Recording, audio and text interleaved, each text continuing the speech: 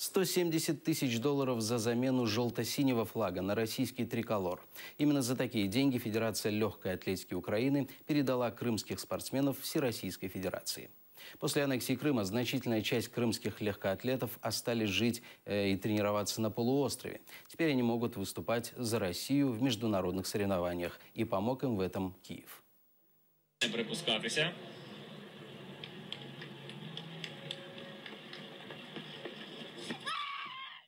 Это чемпионка Европы по метанию копья, крымчанка Вера Ребрик. Она среди легкоатлетов, которые могут получить возможность защищать Россию на международных соревнованиях. Кроме нее, выступать под российским триколором захотел финалист Олимпийских игр Алексей Сакирский и еще 5 спортсменов.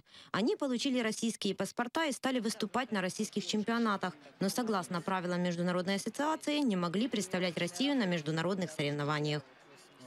Видно было, да, уже видно было, что уже падая, понял, что неплохо. Неделю назад Федерация легкой атлетики Украины согласилась на переход крымских легкоатлетов во Всероссийскую Федерацию. За это Киев получил $170 тысяч. Говорят, Украина выиграла от проведенной операции. Полученные деньги потратят на украинских спортсменов. А Веру Ребрик и других легкоатлетов из Крыма все равно нельзя было удержать в сборной.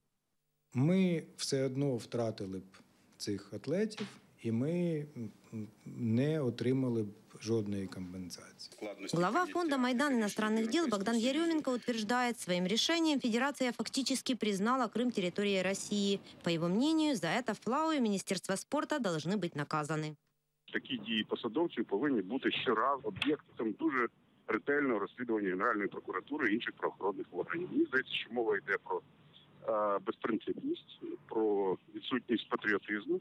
А більше того, я думаю, що в даному випадку, очевидно, мова йде ще й про матеріальні стимули.